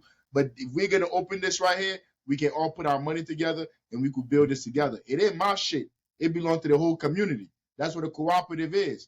But that's the only thing I'm offering to my family members. Because as soon as I hit, y'all know, as soon as you go back home, everybody think you rich. I'm like, yeah, everybody think like, as soon as I hit, yo, from the airport, I'm wearing like bum clothes. From the airport, I'm telling you, yo, you can't do that. It can't work. They will say, okay, you have money, so you're buying the regular shirts to show you don't have money. Yeah, that don't work in Jamaica. That don't work when you go back to Jamaica. That don't work. yo, I'm telling everybody that asks for anything, I ain't got shit. Like when I went to Africa, yo, bro, I had to lock myself in the room for a couple of days, bro, because everybody is asking, because everybody think you have, and then you have to, and then you can't be a jerk. You can't be an asshole because they don't know. So I needed time to get away to be by myself for a minute, yo. Because like it's like everybody's asking everybody, no matter what you say, they're not listening. Yeah. I want to go to America. Take me to America with you. How is America? You have to understand, a lot of people are in survival mode, When they're in survival mode, they can't see outside of them survival, They can't see outside of their next meal. That's the goal for them. Yeah. No, you're right. And that's what all the history books say. That's what Fanon said. All the people are interested in is bread and land. If you can give them bread and land for them to be able to sustain themselves, they don't want to hear what you're talking about. So when I go, everything we do here is free. When I go out there, everything that I'm gonna do is going to be free. And I'm gonna try to get them to take ownership of that community where they're in. Because there's capitalism there too. There's a class system there too. There's a class system everywhere. So we got to try to penetrate it, man. But I'm trying to go to Jamaica. I'm trying to go to Spain. I'm trying to go everywhere, man. Come to Mexico. You got to come to Mexico too. I'll be there soon. I come to Mexico too. Ain't nobody playing. We're going to open up a taco spot in Mexico. Dude, I'll be shit. As we are going home, I want to ask you, because I see both of your spaces are decorated, right? Yeah. I see Mr. Afrika, you have a lot of great ancestors there, right? Yeah. What are some books that you recommend? Oh. Yeah, man. For me too, and for the people listening, Yo, for the people listening, right now, we have a podcast that we do every Sunday. We are reading Wretched of the Earth. Wretched of the Earth by Frantz Fanon. Actually, I got it right here. Oh, shit. Right. Yo, can you please share that with them? Share them this information. I'm going to share it with them. Yeah, man. But that's the Bible for revolutionaries. Once you read it and you understand what he's saying, like you see all these people he's talking about in the book in 1960, you see them in your communities. The politician that offer reform after they brutalize a black person, you see the politician come over there and say, let them put on cameras. If the police put on cameras, that would solve everything. Frantz Fanon tells you, no. The only thing that would solve it is the police leave. Because their job in the community is not to protect the people. It is to protect the corporations and the businesses. So when you read Fanon, you start to understand, don't trust the academics. They're here to lie for the people that are in charge. Don't trust any of these people. You have to organize the people to fight back. And where's the book right here? There's another book by John Henry Clark. Who betrayed the black liberation? Right here. Who betrayed the black liberation, I think. Where's it? Who betrayed the African World Revolution? Who betrayed the African World Revolution? And in that book, he's going through and he's reading it. And he tells you exactly what Fanon said. You can't blame the drug dealer. You can't blame the petty criminal on the street for the destruction of our people. It is the people that have been strategically in place to influence our people. The people that work in the schools, the superintendents, the presidents, the mayors, all these people that have all these influence that told my parents, send them to a public school. You know what we need to do is send our children to these public schools because the schools are segregated. So we need to send them to white schools for them to learn. Those are the people that you blame. Those are the people you hold accountable. And then you become those people. We start to build these institutions in our community to serve our people. Yo, that's not something you could do overnight. That's a way of life. That's a life. That's life work right there. So when you die, the day that I die, when people come to talk, I want them to say he spent his life working with the people, trying to serve the people. Because that's what I did. I didn't go work I wasn't a janitor. I didn't do nothing else. I went to school for history and sociology, but I didn't do that. I worked to serve the people my entire life until I died. Because I believe it's that important. And I believe if we all start to do that shit, ain't no way in hell we could fail. I mean, but we're not on it. These people have convinced us all to go get jobs and pay rent and pay bills and just die. And our children go get jobs and pay rent and pay bills and they die over and over and over. Instead of really finding out why we really here on this planet. Nobody ever think. When I used to wake up in the morning, I used to look in the mirror like, what's my purpose? I used to do the same What's shit. your purpose? Until 5 years ago, honestly, I used to do the same shit. Like, this is it? Is this it? That's all the life? Just get the fuck out? So many times. My eyes hurting, you tired as hell early in the morning, you trying to get that cold out your eye, you trying to drink coffee, everything to get ready. Like, is this it? This is the beginning of life? And like you start to get depressed. But when you start to when you understand what your purpose is, every morning I wake up, I'll be so happy to go pick the kids up. But go ahead. As you said that, because I don't know if you know who is Sheun Kuti. He's a no, I don't know. Fela Kuti, you might know Fela Kuti. I know Fela. Well, Fela's son, Sheun Kuti, right? He's also a Pan-Africanist, right? He's even helping with starting a party. It's called Movement of the People, MOP in Nigeria, right? I always listen into his live reasonings, and he always gives some insight into a lot of things. That man is like an open book. You know what I said? He has a lot of knowledge. And one thing him said that struck me one day in one of his lives, he said that knowledge is a very lonely thing. When you get involved with knowledge, it's a very lonely thing. That is so true. And your world can become so small because you see your purpose and you know what you have to do. And it's kind of hard to find like-minded people like you. Yeah. So then your world becomes so small. Who can I share these ideas with? And I'm not met with a resistance of this guy is crazy or, the usual. You know? So knowledge is like a lonely thing. How does one come out of that lonely box of knowledge when you get to a certain place? I want to work with him. I want to work for him. Man, if he's serious, he already got the name. If he's serious and he want to put a party together, I will work for him for free. I will fly to Africa and go work there. I mean, whatever, when I go to Liberia, I'm going to use my degrees here and see if I could get a job there at the university to work there. It doesn't matter how much they pay me because I'm not really there for that. But it's going to give me an ability to go into the society. I mean, so like, if he was willing to, like, there's school, I'll go to Nigeria and do a school. I'm gonna try. I don't have his number. I don't know that guy. You just talk about him. But anywhere, anybody that's serious, I am looking for them because this is our life work, man. And I would really, that's beautiful. Like, it does get lonely. Once you know, it gets real lonely, man. That's been the hardest part for me in this whole journey is finding people that are like-minded and dedicated. Dedication is hard to find. That's the hard part because we have a lot of people that are like, we want to join the Unity Project and work with you.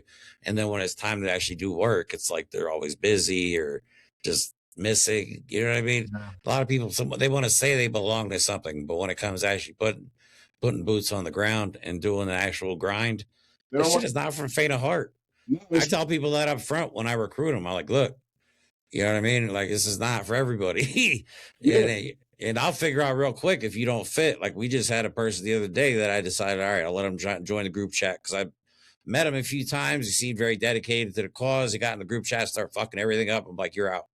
Like, you know what I mean? I don't have tolerance for that shit. I'm like, look, you're not gonna come in my group chat because I'm the they voted, everybody voted. I'm the national chairman now of the Unity Project. You know what I mean? So we're actually trying to spread nationwide. And I work hand in hand with Chairman Africa. I learned from him. He's helped me do a lot of deconstructing. Because again, a lot of us we're programmed from very young age to work within the system. Like, if you're just not working hard enough. That's what it is. Yeah. You're not successful because you're not working hard enough. You know what I mean? You got calluses on your hands, you got blisters on your feet, your back is all crooked, but you're not working hard enough. That's why you're not successful. That's what we were taught in America. And it's fucked up. And I've learned from Chairman Africa that we can just do our own thing. We don't need anybody's permission to do shit. You know what I mean? If we want to organize, fuck you. Okay, good. We're not doing anything illegal. Like, a lot of people in the United States are scared of the word revolution because they think, again, like Chairman Africa said earlier, that means violence. But revolution is all about organizing, educating, preparation. You know what I mean? Trying to make people, get everybody on the same page. That's nothing to do with violence. You know what I mean? Violence is later on down. That's revolt. You know what I mean? When a country revolts, that's the violent part of it. But revolution is not. That's organizing. And nothing we do is illegal. You know what I mean? We're like, we teach firearms training. Like, we actually go to people because a lot of people come to us now that have never owned a gun, because I know guns are a big thing in the United States. Never owned a gun, never shot a gun, but now because of how bad it is in the United States, they come to me and ask, like, how can we learn? And we decided that we're just gonna teach people. You know what I mean? Like, again, we don't need people's permission and shit. We just need a place that we can legally use firearms, and as long as we properly instruct everybody how to do it. And we got a guy that's very knowledgeable on firearms, and he teaches and instructs people to how to handle them safely. But that's also helping people overcome a fear. It's very empowering to be afraid of something like an inanimate, because a gun without a hand on it is just an inanimate object. It's a paperweight. It has no emotions, it has no intentions. Okay, so but once you learn how to properly use it as a means of possibly, hopefully, God forbid, defend yourself, it's a very empowering feeling, especially in a world where you just feel there's so much uncertainty and so much, like, nobody feels safe.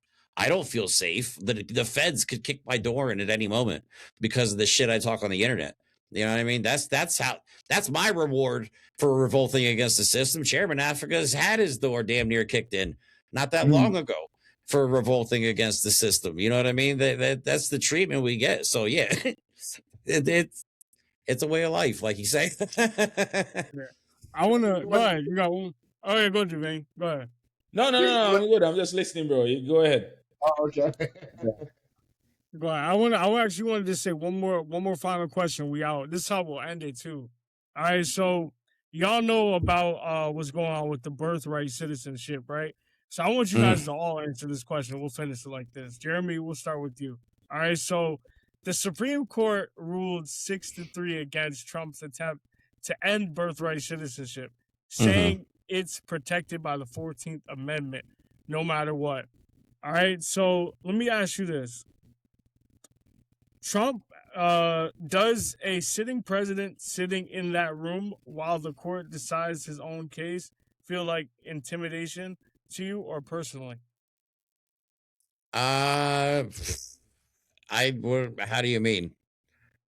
Meaning, like, do you think like him sitting in and him trying to pass this, do you find that like something that is going to you think that's personal, or do you think that's like intimidating? For Donald Trump, you mean? For Donald Trump, yes. I think he's just a fucking racist. I think he gets a kick out of this shit. You know what I mean? I think, honestly, seriously, I think Donald Trump enjoys the cruelty and having power over people. And again, a lot of it's not even Donald Trump. A lot of it comes from the people that are behind him. Again, at like the Heritage Foundation and places like that. There's a lot of dark money going into this administration, and cruelty is the point. They want you to see how cruel they are. They don't care that they shot multiple people now on the streets of our country. They don't care that people are dying in concentration camps. They're doing whatever they want. So I don't really think it matters what the Supreme Court says, because eventually, if they gain too much power, the Supreme Court is just going to be irrelevant. Like if they could get 2/3 of majority in the government, they can change the Constitution. You know what I'm saying? If they had a super majority, they could literally get rid of the 14th Amendment altogether. You know what I'm saying? So like there's a lot of shit. The only thing protecting a lot of people was a piece of paper that was written a couple hundred years ago. Or, you know, whenever the 14th Amendment was written. But you know what I'm saying? Like all those amendments could change. That's why there are amendments. Amendments are, you're supposed, well, even the Second Amendment, that was supposed to be amended. That was never supposed to be like, that's it. You know what I mean? Because when the Second Amendment was written, you could fire 3 rounds a minute as a trained soldier. And now you can just buy a semi-automatic weapon and fire as many as you want. But yeah, they could literally get rid of all of this and rewrite everything. They can make the laws the way they want. They can make the Constitution the way they want if they gain too much power. But I don't think that's going to happen because they're losing their asses in all the polls right now. I think personally, Donald Trump, this election is going to be a shit show. The next 2 months, 3 months, you guys are going to see America descend into some kind of state of hell, because they're going to send, the Gestapo, the SS, Donald Trump's ICE is going to be deployed at polling locations. And I'm pretty sure because of this latest rally they had, which was all about backing the blue, that the cops are going to be working again with ICE. So if ICE is at polling locations, we got to worry about the cops doing that shit too. So it's going to be a mess. It's going to be a complete mess. So, you know, they could do whatever they want if they have enough power. But right now, Donald Trump is basically disregarding whatever any court says and doing whatever he wants. I mean, really, you know what I mean? So it's, yeah. Chairman, that's about it. Anything? Yeah. Patience, what's his name? CLR James. Now, CLR James, in the book, The Black Jacobins. The Black Jacobins by CLR James is basically talking about the Haitian Revolution. And in the book, I think it was Toussaint that said it, that these French, these English people, these European Western countries, there is no treaty or anything that they've ever passed that they held on to, that they respected. Like that is in the book. I don't remember the exact quote. You know, when we talk about the Constitution, talking about all this stuff, like it's like people seem to forget. All of that stuff is just there to give you the illusion of you having inclusivity, like you have a say-so. You know, this is the phrase, no rights which the white man was bound to respect, originates from the infamous 1857 U.S. Supreme Court decision, Dred Scott versus Sanford, written by Chief Justice Roger B. Taney. In the ruling, the court claimed that black people, enslaved or free, were not intended to be U.S. citizens and possessed no constitutional protection. Yeah. Yo, it's like, this is in 1857. They've been telling you this forever. You did not come here to be a human being. The corporations, the companies, the business that has you here, that allowed you to come here, they didn't bring you here for you to be a citizen. You could get all this liberal stuff that you see that try to make you think you're free, to try to keep this hustle we got going. You can believe all of that if you want. But it doesn't matter if it's Trump, whoever come in after him, AOC, our life not going backwards. Nothing is changing in our lives. Excuse me. Your rent is going to be high. Gas is going to be high. Flying to Jamaica, flying to Dominican Republic, Haiti, flying to Africa is going to cost you damn near your soul. Yo, I used to fly to DR. We have a chapter in DR. We used to fly to DR for like $3 something. Man, it's like $600 and some to go to DR. It's like 3 hours away. Like going to Africa, they want like $2,500. Yeah, it's gonna get worse too. Yeah. With the oil shortages. To get on a plane to go to Africa. Like if I'm paying $2,500, I'm gonna be there for a year. I ain't coming back in 2 weeks. I don't know what you talking about? I'm moving. Who is trying to fly anywhere where you got to pay $2,500? Yo, we are removed from everything, and until we start to organize and fight back against these people and who they truly are, these enemies to the people, we're not changing nothing. I mean, that's the whole purpose of Pan-Africanism, understanding that, understanding why you must fight these people back, why we all must have this collective mindset. And if we don't, we can't defeat them. You cannot defeat Trump. Yo, Trump is the Supreme Court. The Supreme Court is Trump. All these institutions are owned by them. Nothing they say means anything. Bro, they just made all of us take shots all around the world. For some, we didn't even have to take shots for. I don't want to mention the name of it. Y'all know what I'm talking about. Yep. I never took a shot. How did they get it? They got the entire planet to take shots. And it was only like 2-3 really rich people that were really like the head of it. Bill Gates, the Amazon guy, whatever. Like these are the people that were spearheading it. Because the Amazon guy, he made money. Nobody went outside. You know how much money? You know how much money Amazon made? I know. Yeah. You know how much money? During that time. Yo, and who was in charge of the vaccine? Bill Gates. All these people made money off this stuff. And what we do? What was our option? We didn't have no option. Our option was to go to the doctor that worked for the system, that's part of the system. And they're all scaring us. Yeah, some jobs required it too. So remember that? So a lot of jobs were requiring that they had it. Yeah.